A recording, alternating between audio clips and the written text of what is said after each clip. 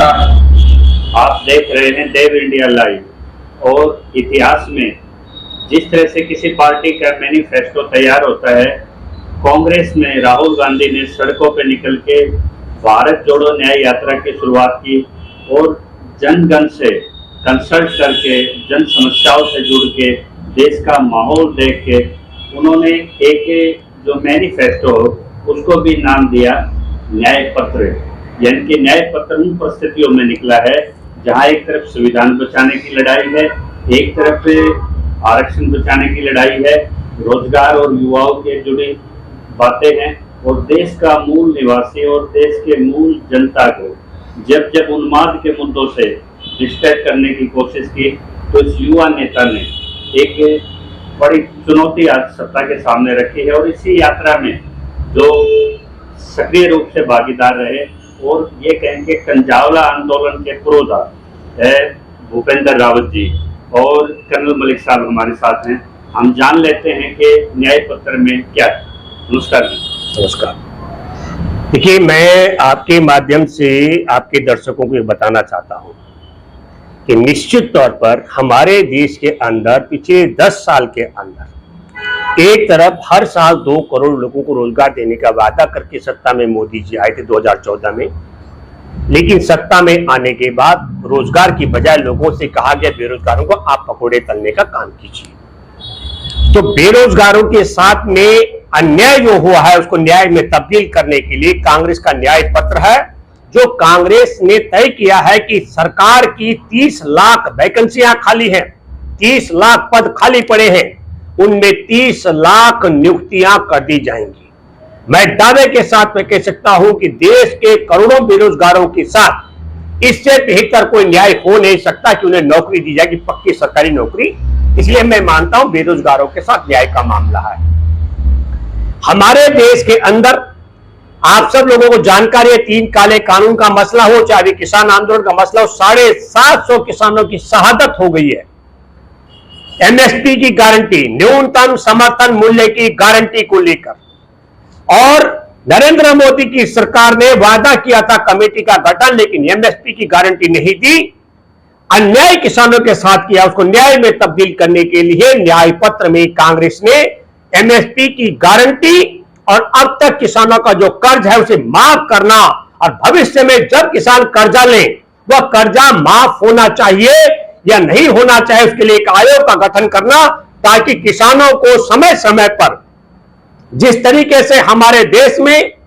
देश और दुनिया की बड़ी कंपनियों के 16 लाख करोड़ रुपए का कर्जा माफ कर दिया गया, और एक बार नहीं किया, ये कई बार हुआ है, तो किसानों के लिए कर्जा माफी का आयोग बनाना, यह किसानों को एमएसपी की गारंटी देना, कर्जा माफ करना, यह किसानों के साथ बहुत बड़ा न्याय होगा। हमारे देश में करोड़ों परिवार जिनको सिर्फ 5 किलो अनाज इसलिए मिल पा रहा है कि कांग्रेस के कार्यकाल में मनमोहन सिंह की सरकार में भोजन का अधिकार कानून बना था, लेकिन उससे गरीबी दूर नहीं हो रही है 5 किलो अनाज से। इसलिए ऐसे गरीब परिवारों के एक एक परिवार की मुखिया महिला को 1-1 लाख रुपए सालाना दे करके गरीबों के साथ न्याय करने का काम कांग्रेस करने जा रही है। चौथी महत्वपूर्ण बात मैं आपको बताना चाहता हूं, हमारे देश में गांव में रोजगार की गारंटी मनरेगा लेकर कांग्रेस आई थी, और तब आपके माध्यम से कहना चाहता हूं, जो मनरेगा लेकर आई है कांग्रेस, वह एक नया न्याय करने जा रही है मनरेगा के मजदूरों को, और वह मनरेगा के एक मजदूर की मजदूरी 400 रुपए रोजाना के हिसाब से देने जा रही है। यह मनरेगा के 14 करोड़ मजदूरों के साथ न्याय है, 12 करोड़ किसानों के साथ पहले एमएसपी की गारंटी कर्ज माफी का न्याय है। और फिर मैं कहना चाहता हूं, हमारे देश के अंदर अग्निवीर योजना नरेंद्र मोदी लेकर गए, मोदी की अग्निवीर योजना को खारिज करके हमारे देश के सेना के मान और सम्मान को कायम करना, और पहले की तरह जल सेना, थल सेना, वायु सेना में जवानों की भर्ती करके सेना और सैनिकों का सम्मान करने के लिए,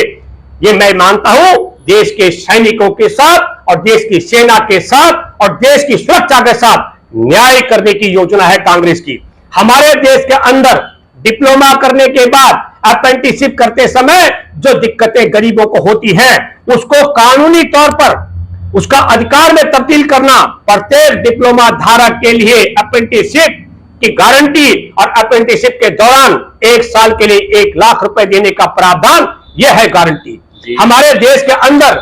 जो गरीब लोग हैं जिनका इलाज करने के लिए, मैं आपको बताना चाहता हूं, मनमोहन सिंह की सरकार थी, मैं लोकसभा टीवी में चर्चा में रहा हूं और एक बार नहीं पहली बार किसी कानून पर चर्चा 2 बार हुई। राष्ट्रीय स्वास्थ्य बीमा योजना, तब गुलाम नबी आजाद मंत्री होते थे, एक बड़ा प्रशस्ति पत्र मुझे मिला था। मैंने बहुत सटीक बात कही थी, मैंने दावा किया था लोकसभा चैनल में बैठ करके कि उपचार करने के लिए दवा खाना, स्वास्थ्य कर्मी और डॉक्टर का होना बहुत जरूरी है। और क्या पूरे भारत के लोगों को दिल्ली में उपचार कराया जाएगा? और फिर सरकार बदली हुई, मनमोहन सिंह की सरकार ने कहा मात्र 5 लाख तक का इलाज करेंगे। और उसमें बड़ा घोटाला, एक ही मोबाइल नंबर पर 7 लाख से ज्यादा आयुष्मान कार्ड हैं ताकि उनका मुआवजे की रकम बंदरबाट हो रही है। लेकिन मैं कांग्रेस के न्याय पत्र में एक एक भारतीय का बगैर कार्ड के 25-25 लाख रुपए तक का इलाज, हमारे देश में ये न्याय होने वाला है। और आखिरी बात मैं ये भी कहना चाहता हूं